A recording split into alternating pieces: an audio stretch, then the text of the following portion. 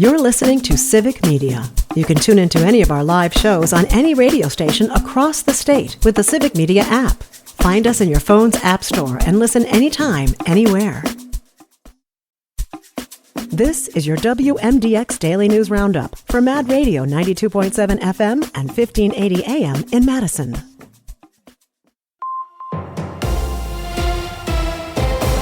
For 92.7 WMDX News, I'm Savannah Tomei-Olson.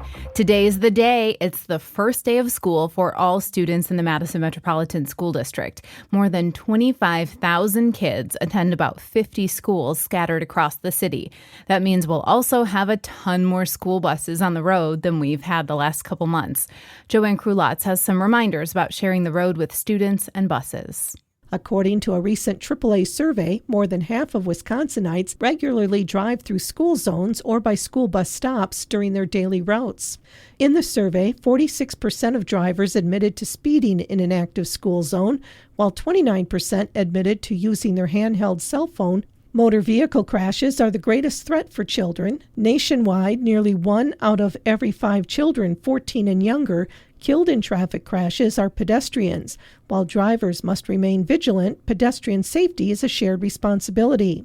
The ABCs of school zone safety for drivers are A, avoid distractions. Stay focused on the road. No texting, eating, or multitasking while driving.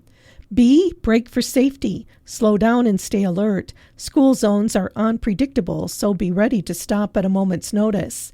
C, check for pedestrians and bicyclists. Watch for school zone signs, crossing guards, and anyone walking or biking.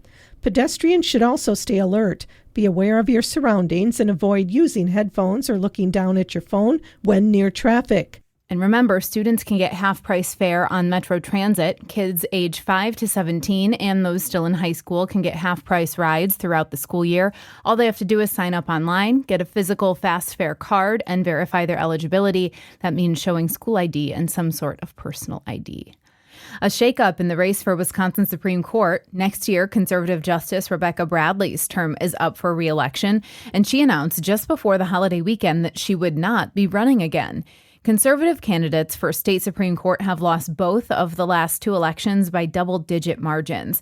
Dane County Judge Chris Taylor is currently the Liberal candidate who was running against Bradley. So now she's waiting for an official opponent, and it may be Maria Lazar.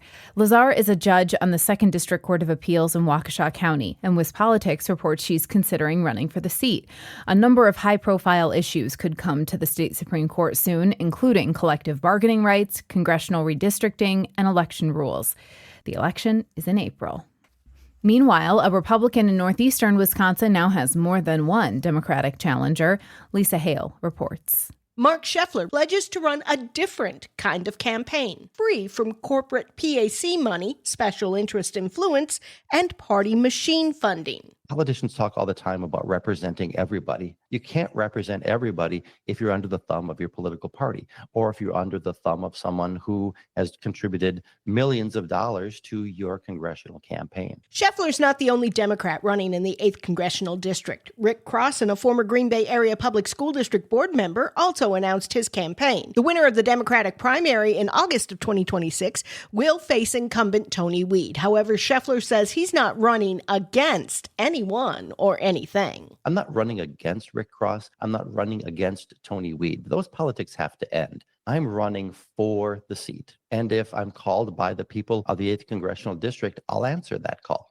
For Civic Media News, I'm Lisa Hale. And I'm Savannah Tomei-Olson, 92.7 WMDX News. Who's at quarterback? Hi, I'm Mike Clemens with sports. College football. The Wisconsin Badgers host the Middle Tennessee State Blue Raiders Saturday afternoon at 3 o'clock. Will Danny O'Neal start at quarterback for Wisconsin, or is Billy Edwards ready after suffering a sprained knee last week? Luke Fickell. Don't believe that Billy will be playing. He didn't practice So obviously Danny would be the guy we would go with, and Hunter would be the backup, and we would just proceed from there. NFL, the Packers at practice today. They host the Lions Sunday at 3:25. The Brewers play the Phillies tonight, game 2 of their 3-game series. Pat Murphy reviewed Monday's 10-8 loss to Philadelphia. They got some of the best players in the game on the team, and they did a great job of exploiting us by getting the leadoff guy on base. You can attribute it to a lot of things, but you got to execute, and you can't give up free bases. But the credit goes to the Phillies for their relentless offense, and they did what they had to do. That's Brewers manager Pat Murphy. With sports, I'm Mike Clemens.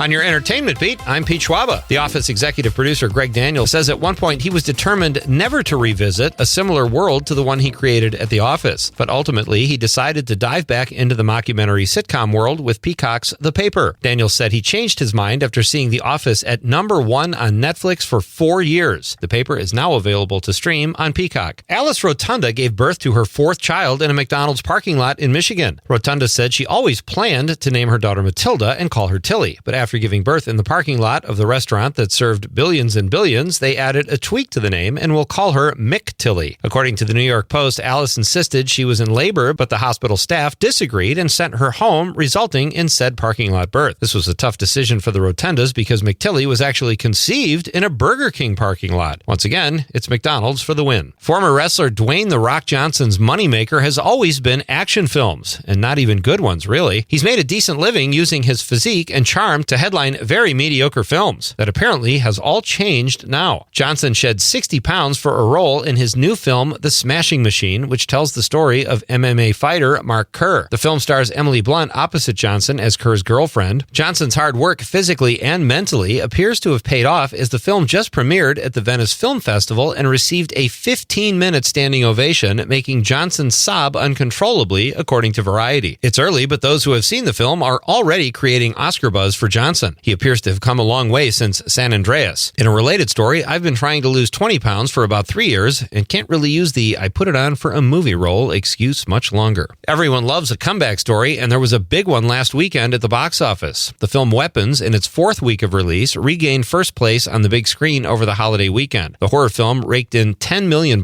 bringing its box office total in theaters to $132 million. Jaws, which was first released in theaters in 1975, hit the big screen again last weekend in honor of the big anniversary and pulled in over $8 million. Not a bad haul for what is considered by many the greatest summer blockbuster film of all time. In 3rd place was new release Caught Stealing, starring Austin Butler and Zoe Kravitz, which pulled in just under $8 million. Rounding out the top 5, Freakier Friday, in its 4th week of release, came in at $6.6 million, and in 5th place was the Benedict Cumberbatch Olivia Williams The Roses at $6 million. Last weekend put closure on the 2025 summer box office. For more showbiz fun, tune in to Nightlight with me, Pete Schwaba, weeknights from 6 to 8 p.m. on the Civic Media Radio Network. Lingering showers this morning, then mostly cloudy and quite a bit cooler today. Our high in the upper 60s this afternoon. Tonight, partly cloudy. We're going to drop to around 41 for a low. Tomorrow, mostly sunny and even cooler with a high of 62.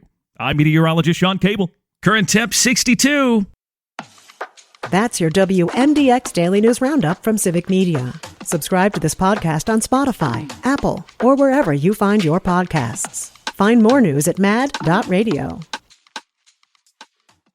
The national news cycle never stops, but it can be hard to find news about your local community. Civic Media is dedicated to providing quality local and state news coverage across Wisconsin. With the Civic Media app, you can get notifications about local stories that matter to you and your community. Find the free Civic Media app in your phone's app store and choose notifications from the menu to tell us what kind of news you want to hear about.